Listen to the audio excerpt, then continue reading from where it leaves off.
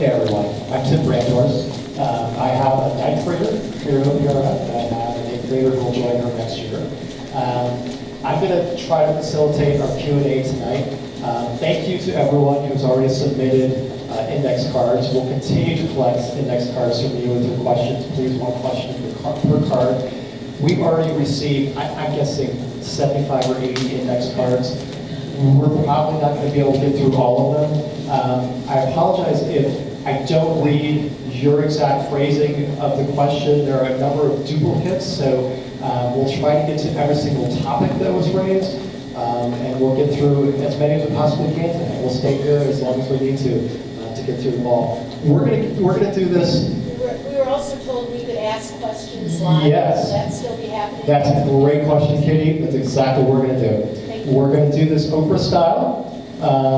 I'm going to join you in the audience for as long as the microphone cord will allow. And we're going to alternate. Stop. Whoops, I'm tagging. Pull computer off. Thank you. I don't know if this will reach all the way to the back. So I'm going to ask that people come and join me in the center aisle to ask questions live. I have your questions on cards. We're going to try to alternate. Like I said, we have easily 75 or 80 on cards. If nobody wants to stand and speak, I can get the ball rolling. That's fine. Anybody? Okay? Let me just say, please come over. Yeah, if you could join me in the center aisle. I can't reach, and I don't want to trip over. I don't want people to trip over me. If I could ask, we are going to have a clock. If just out of consideration, we want to get through as many questions as we can. If you could keep your questions under 2 minutes, that would be great. A number of people have mentioned tonight that the plan is a dynamic master plan.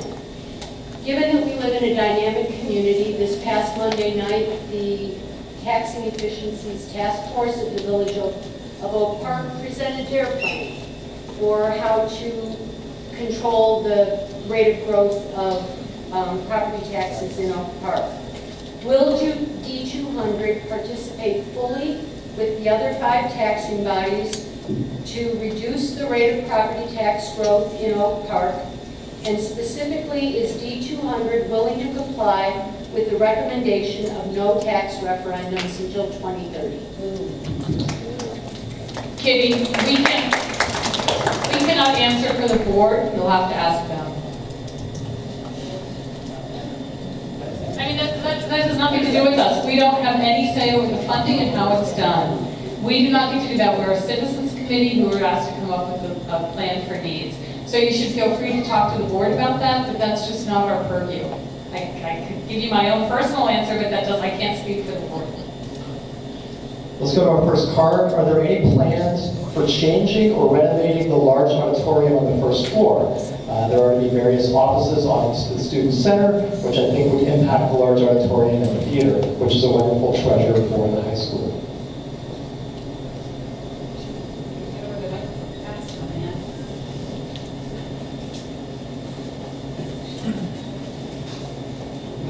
My name is Jake Worleyhood, and I was on the Performing Arts Committee. So the answer is there are no plans to change the footprint or the structure of either auditorium, but there will be changes, or at least recommended changes to lighting upgrades and technology upgrades, and also adding the stage grad room is a huge change to the main auditorium, although it doesn't change the actual auditorium, it changes the way it functions.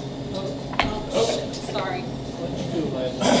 It changes the way it functions because they don't have to build sets on stage, they don't have to store equipment on stage. It gives a home for a lot of the stuff that currently happens in the main auditorium outside the main auditorium. So, does that answer the question? Did everybody hear that? Yes. Did everybody hear that? So there were a lot of issues that were brought up about the existing building. I'm curious, renovating a structure is always more expensive than building new. You have athletic fields to the west of us. Has anyone considered building an entirely new building and bulldozing this one?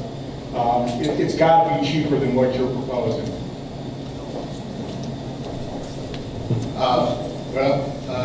We took a feasibility look at that early in the process, and actually the costs were daunting to do that. cost? Well, it's all new construction. You have to replace everything that you've got here today. Right. I mean, you start by building on the west athletic fields, and then when you tear this facility down, you put the athletic fields on the site that this sits on right now. Although we don't have the full cost for this proposal, it's inconceivable that the full cost would reach the cost of building a brand new building. Yeah, the other constraint there is. Excuse me, what's the basis for that statement? I Did anyone can talk to answer you? it if you'd like. No, I did a quick analysis we have a consultant who will with the answer. Secondary Education Association, and their average cost to build a new high school is about $250 a square foot. And if you multiply that times the average square foot or recommended square foot per student, it's actually about $200 million, a little bit less than $200 million. When I looked at your $150 million estimate for phase 1 through 3, I couldn't understand why we wouldn't go ahead and estimate phase 4 and 5. I've been a real estate guy for over 20 years, and we do 10-year capital plans all the time. I did a quick estimate of phase 4 and 5. I estimate that to be $70 to $100 million, which would bring the whole project in at somewhere between $220 and $250 million. So it's actually less expensive to build across the street on the multi-purpose than it would actually be to renovate and do what you're talking about in terms of renovation. I'll let the people that actually prepare the cost estimates for us address your questions. Thank you for sharing. Are they going to address it? Stick around. Next question is about the library and the relocation of the library.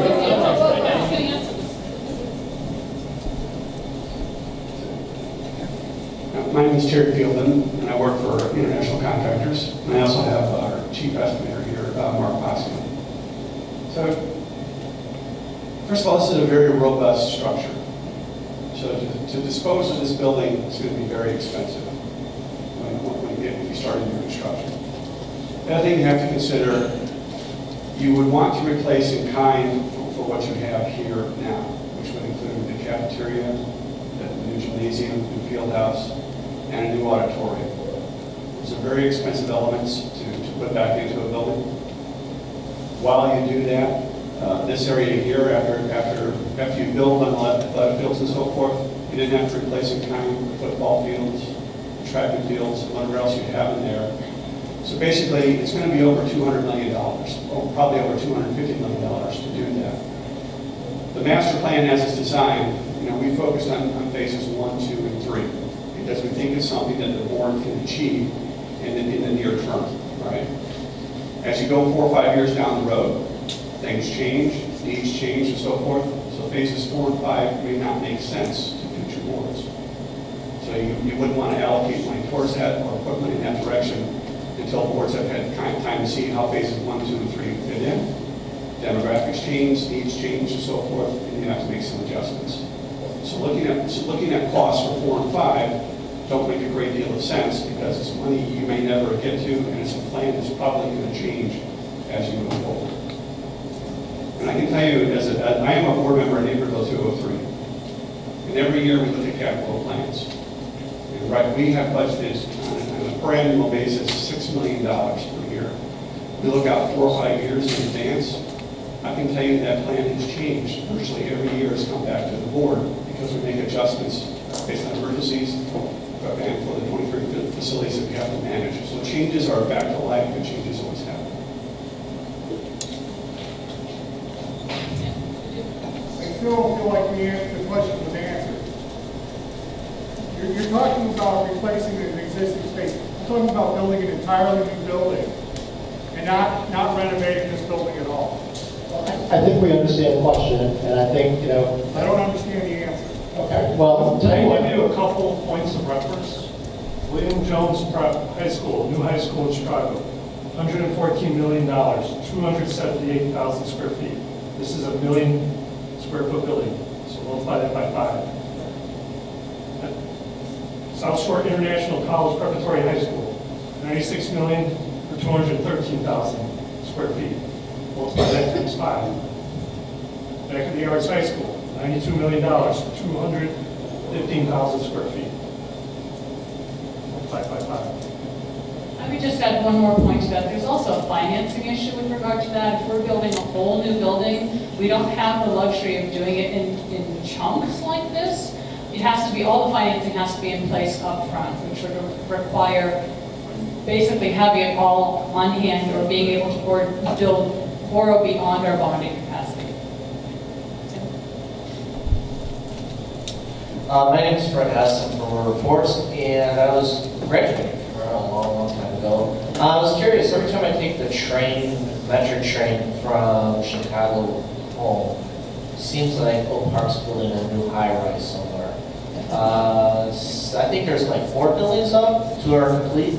I know that a lot of the elementary schools in Oak Park are adding on to their buildings because they know they're going to get an influx of students. I was wondering if there's any long-term plan when this high school sees maybe a quarter jump in population, maybe even less, I don't know. But I know there will be an increase in the number of students going to the high school just because of all the available living arrangements. Thank you. The plan is designed to be flexible to be able to accommodate increases in enrollment, both in our classroom and other facilities. It might need some changes in some policies about how classrooms are allocated and utilized, but we do feel that we have enough flexibility. We've looked at the long-term demographic trends. The school board actually hires someone to predict those long-term trends based on things like the new housing that's coming online, and we're confident that we'll be able to accommodate that in this building. I just want to add on that. At the end of this, this provides for 11 additional classrooms versus what we have today. So we think that, again, based on the demographics that we understand, that this is kind of a 30-year plan. Let's go back to the cards. 2 related questions. In terms of updating the classrooms to enhance collaborative learning, what does that involve? Would you do the same thing if the students did not have Chromebooks? And what renovations are proposed for the 70-plus classrooms? Paint, renumbering, new furniture?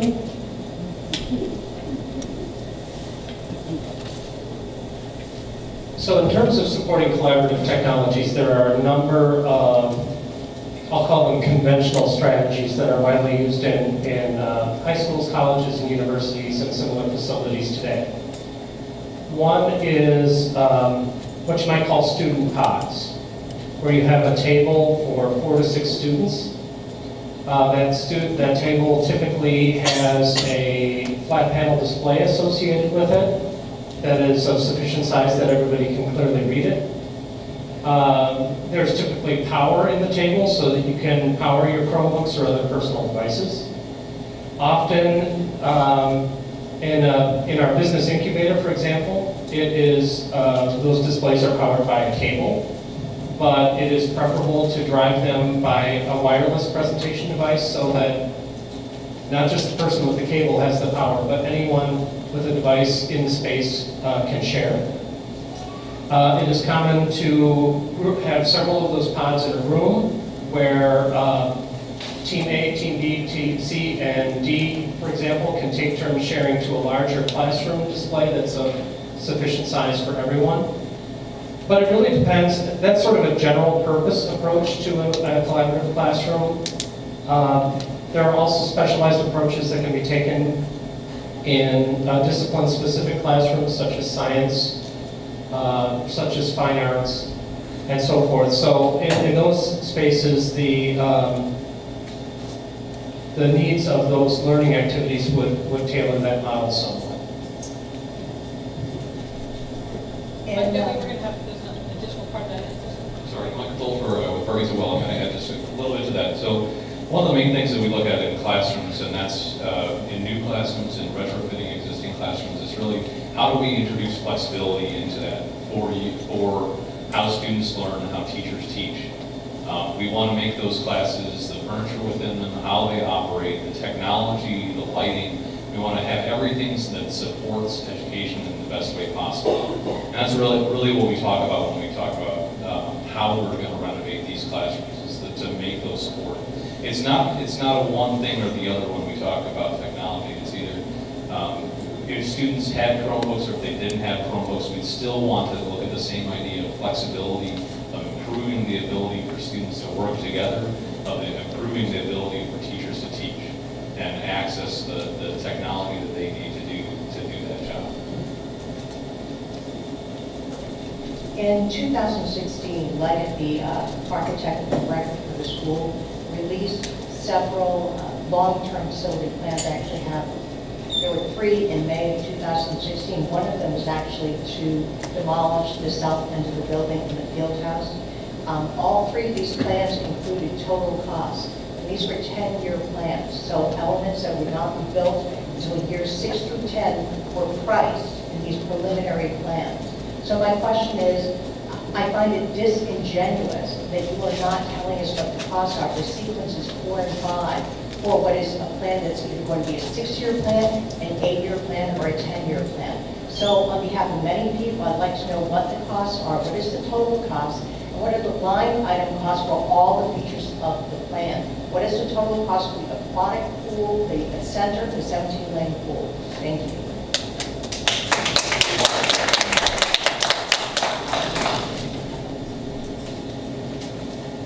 Thank you.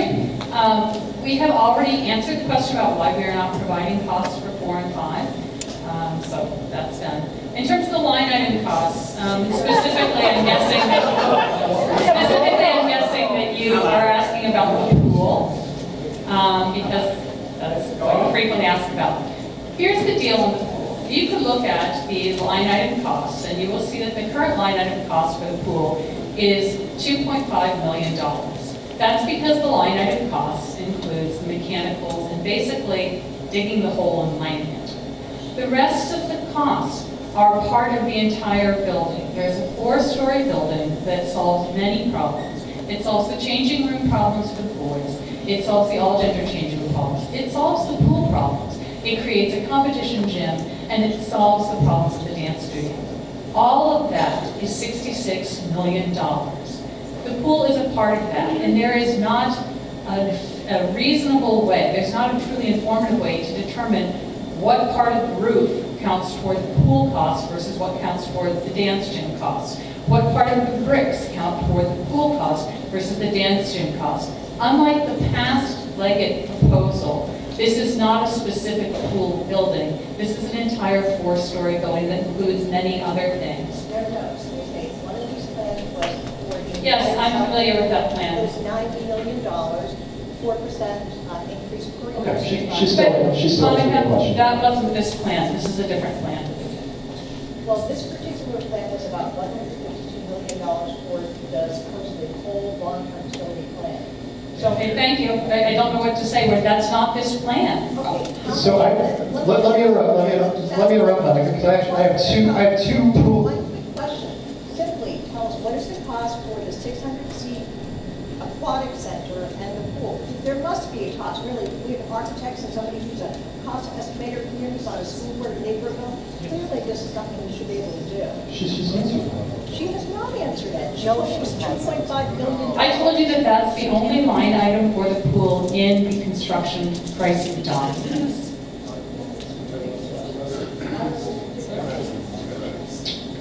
I have 2 pool-related questions on index cards while we're on the topic of the pool. Why do we require mandatory swimming for freshmen and sophomores? There is no state requirement. Plus, this greatly inflates the pool size to accommodate this. And why did Ellen Pimentel's presentation on PE facilities completely omit discussion of pool size? What is the size of the proposed pool? Okay. Well, the size of the proposed pool is the minimum size required to do 2 things. Replace the existing capacity of the 2 pools that the school has and bring diving back on campus. That's it. The size happens to be size required to do that is 25 yards by 40 yards. There's been a lot of talk. There's been a drip in the press and on social media about oversized pool. That's somebody's opinion. It's not mine. This pool is right-sized. The reason we haven't proposed an 8-lane, 25-yard pool in any of our plans is because that pool will not meet the needs of the school. There's been a lot of talk about the school's needs are arbitrary and capricious. They're out of bounds.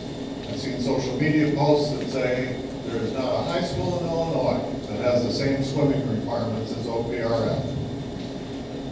When we saw that, we thought it was our responsibility, although the management team doesn't have the authority to be making or even suggesting curriculum changes.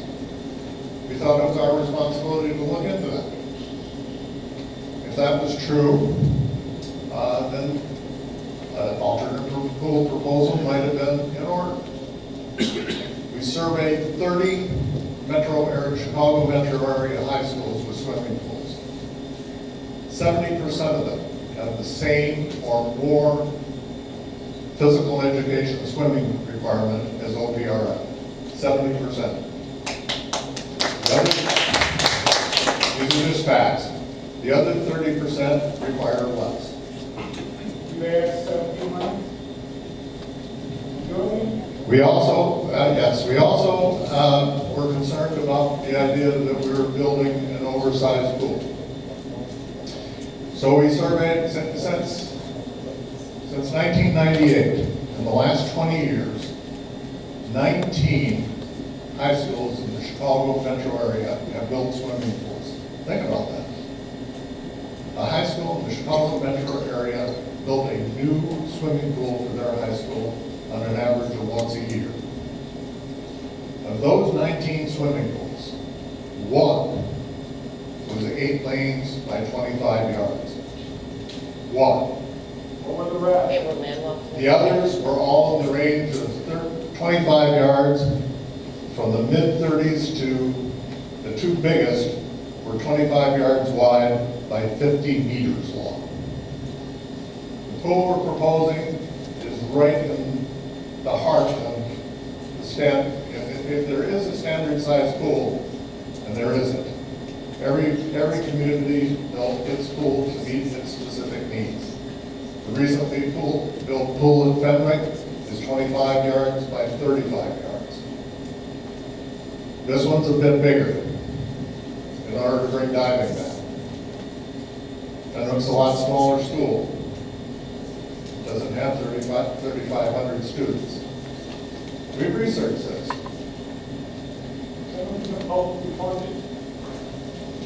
Those are all public high schools. Not Fenwick. All the rest that we research are all public high schools. You found it down. Could we please respect the process?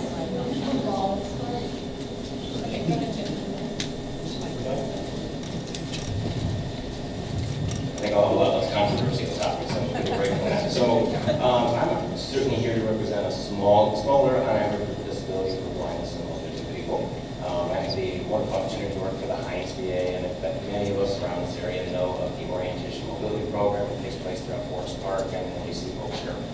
So I'm not familiar at all with the population here. I don't have a family yet. But usually, in the special ed programs, we have the TBIs, the children, teachers for those, but a lot of the other work is outsourced. So throughout all this, I think through ADA stuff, the braille on the signs, and a lot of that stuff's pretty cookie cutter and very easy to implement and square. But for specifically low vision children, I grew up in one and had a little bit of accommodation. My folks didn't know any better, and I had no ability to articulate a lot of what I needed. And so we're working in the VA right now with interior design. Through the last building renovation we did with interior designers, and there's a lot of factors that I specialize in as a certified rehab specialist in blind rehab, for the lighting, the colors, the sheen, the gloss levels of flooring, the different tinting levels on the windows, and window treatments, not from an aesthetic, but from a standpoint of a student's ability to see as a low vision student. I would assume here we have visually impaired mainstream students, they're in mainstream classrooms, but we probably have dual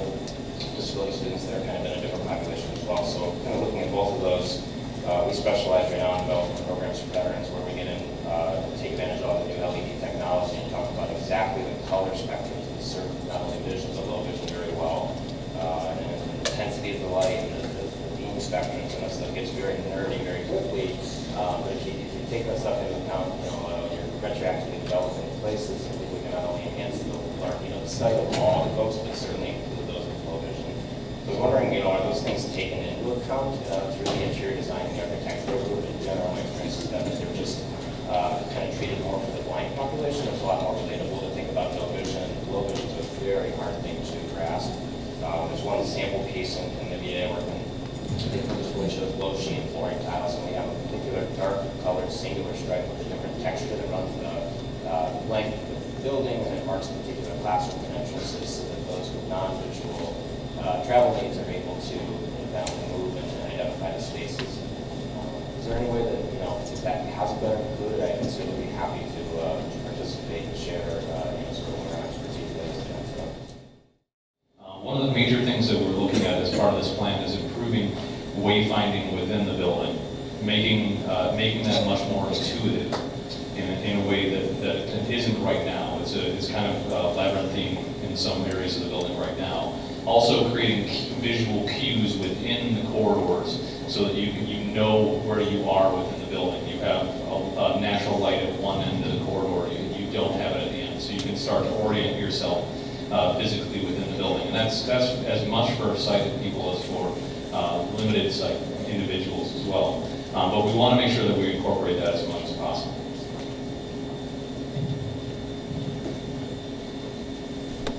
Let me read another card. Will the modernized classrooms that promote more effective learning be available in all levels of classes, that is, honors, college prep, etc.?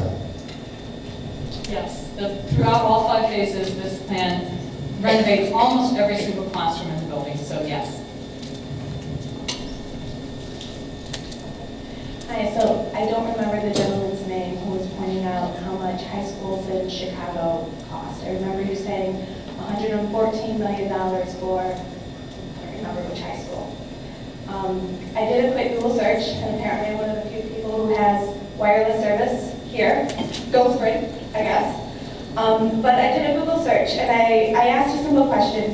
What are the most expensive high school construction projects that have happened in this country? Coming in at number 6 is North Atlanta High School, Atlanta, Georgia, at $147 million. That is the 6th most expensive public high school construction project in this United States. At 143 for phases 1 through 3, you are now already at number 7.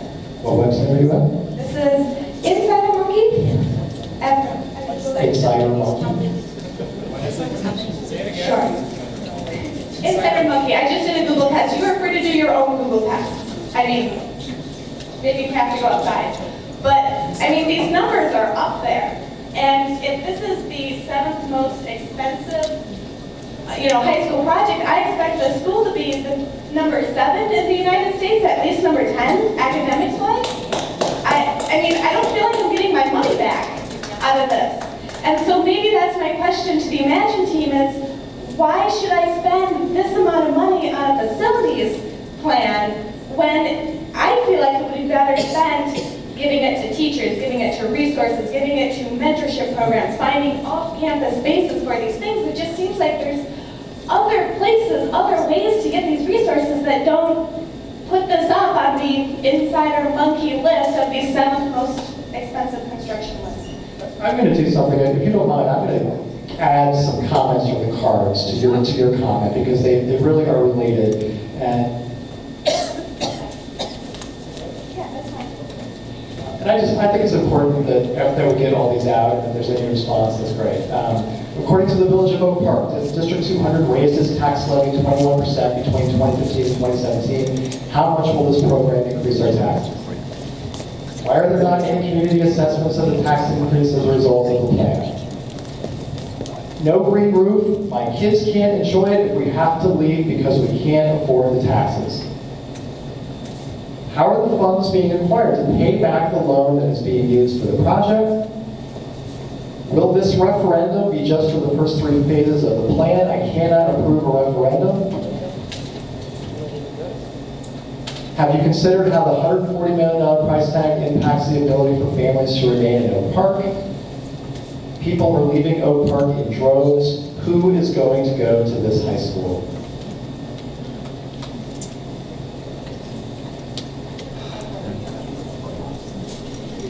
So my name is Mark Poskin. I'm a certified professional estimator in the state of Illinois, and I do a lot of cost estimating in school construction costs.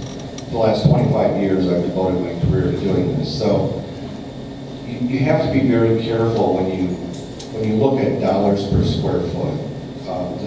The things that you read on the internet or the things that you see in media are not always correct.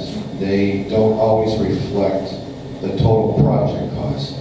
So there's a difference between construction and project costs. Construction costs may be in the $250 to $300 per square foot range. Total project costs could be 25 to 30% more than that. Because there are things like architectural engineering fees, there are demolition costs, site survey, furniture, municipality fees, tap fees. There's a lot of other things that go into the cost of a building besides construction. So you just have to be very careful when you do the math and understand that this building, I believe, is 900,000 square feet or 850,000 square feet of under roof. So when you're referencing a project that's $140 million of a new high school, understand where it's located and how big it is. Because this Chicagoland area is a much different market than the Southeast or the West Coast or many other areas of the country. So I just wanted to address that. Mark, a question for you. Did you want to add to that, Mike? No, I'll wait. So I'm looking at the timelines. On the aggressive timeline, I see sequence 4 and 5 starting in 4 years. On the conservative timeline, I see sequence 3 starting at 4-year point. How can we provide a confident estimate for cost in sequence 3 and conservative at 4-year point and not know the cost of sequence 4 and 5 in the aggressive timeline at the same 4-year point? Well, so we apply escalation values per year based on cost indices from national, like ENR and Dodge reports puts out quarterly indices, and we use that information to help us predict future costs 2, 3, 4, 5 years out. And it's a guess, but it has some educated basis to it. So if we're not comfortable, the answer I heard tonight is that we're not wanting to bring the board, it's far enough out that we need the board, they don't know what to do. If we're not comfortable with a new board being able to handle something 4 years out potentially, how can we present it to the community if we can't cost it? And where do we, I just can't get over this, that it's discussed but not knowable what its costs are. If the board decides that it wants to pursue that in that kind of short, aggressive time frame, then we would have those costs. And, wait, Mike had something else he wanted to say that was about the previous. I think that's it for you. Thanks, Bill. A couple of comments on some of the things that Tim read out of cards. And I think one of the big burning questions that everybody's got, I'm all park taxpayer. Sorry. I'm an Oak Park taxpayer. And the big elephant in the room is how you're going to pay for this. We don't like punting here, but the plain fact of the matter is that's not the prerogative of the Imagine team. We don't have the authority to answer that. The responsibility of that is with your elected officials, the Board of Education. They are putting together a plan to do that. I know that that's going on. I can't speak for them. But you can ask them more or less directly on the 30th of this month when they're going to hold a town hall meeting on this same subject. And that'd be a great time to ask and have answered those kind of questions. things that are within the purview of the board.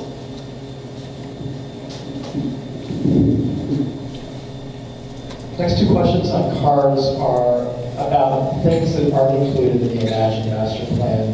Why is there no on-campus plan to build an outdoor competition track, either to close Scoville and or East Avenues to site the track on the Lake Street field, or to replace the one that was around the football field?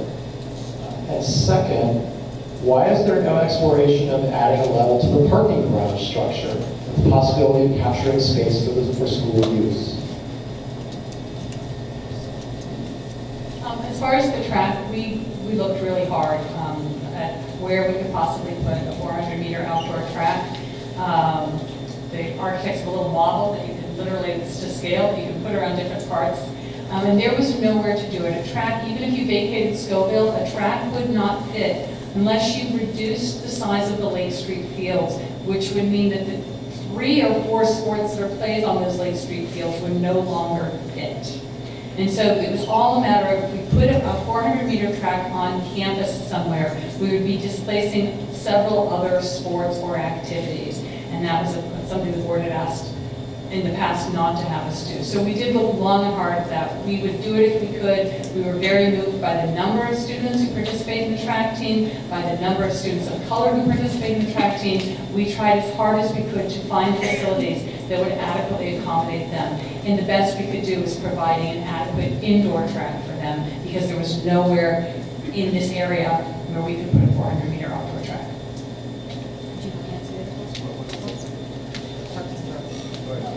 The parking garage was supposedly, I've heard these stories, there's sort of urban legends about it being built to have a level added. It was not designed to have a level of programming added, and we did not find the need to go to that additional cost, which I recall the architects were saying would be really expensive to do the kind of support that you need to build above the parking garage, and it was actually likely to be more cost effective to build on the footprint that we have now. For the cost estimator that just spoke, and Mr. Poyer, of the 30 high schools that you did research on, and this also ties to the other fellow that mentioned the Chicago schools, of the 30 high schools that you researched, how many demolished a third of their school building in order to build the pool that they built? Any percentage or total number of the 30? I don't know, but I would assume that none have had to, because I've looked at those buildings and they all tend to have fields next to them. We do not have another space. And we are not demolishing a third of the building to build a pool. We are demolishing a third of the building over 10 years to completely replace all PE facilities and performing arts facilities. The pool is not the driver. You just finished saying that you're doing it over 10 years, but a few minutes ago you said we can't predict what the next board is going to do. So the story's got to get consistent so that the voters know what we're facing. Excuse me, but I really feel like I need to respond to that. I am using 10 years because it takes a long time every single time to explain how long this might possibly be implemented. We're using that as a shorthand, and I'm going to continue to use it as a shorthand. This is approximately a 10-year plan. It could be executed in less if money somehow fell from the sky. It could take longer. It may be executed in some sequences, and then there may be a very long delay before the next one. So I'm using 10 years as a shorthand. It is not an attempt to mislead. It is not an attempt to obfuscate. This is not a conspiracy.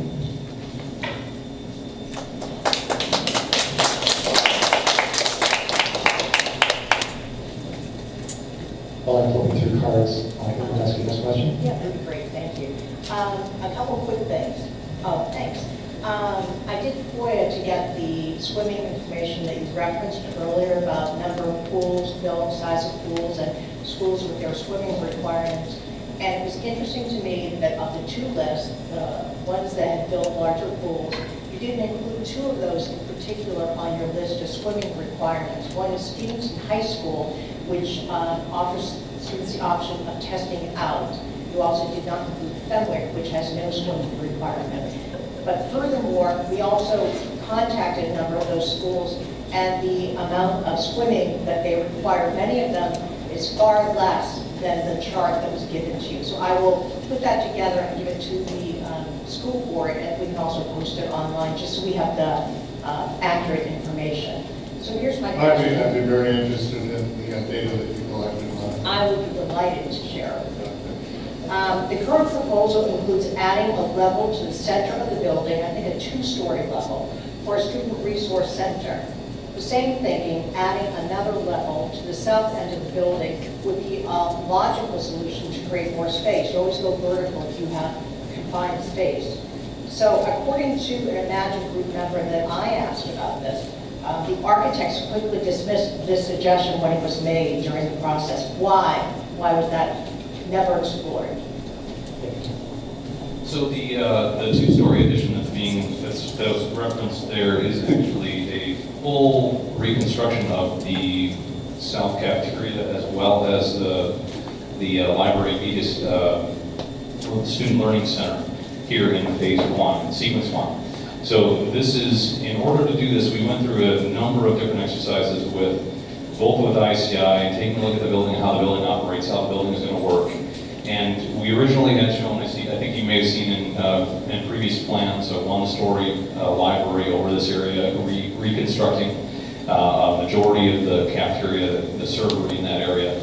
But really, in order to maintain an operational facility, we had to isolate the building construction to a whole new south cafeteria. That's the facility we're in right now, and then a 2-story library on it. And that means, because this cafeteria kitchen needs to be operational for this building and as well as all the rest of the feeder districts in the school, that limited the area by which we could reconstruct. And that's a 3-story building here, the cafeteria on the 1st floor and then 2 stories of library above it. As far as reconstructing the south portion of the building and how that works, really the structure of this, since this is a series of 3 or 4 different building campaigns that were done over time, since the original building was constructed in the 20s here. So really the idea of trying to bridge over this with some additional facility, because we have multiple different levels of buildings here, we have multiple different areas within there, is just really not feasible because of the rigidness of the existing building here. So the idea of creating larger, right-sized, more flexible TV and athletic spaces was really, after a strong look at how this could be renovated in a way that could be feasible, that was the direction that was ultimately decided.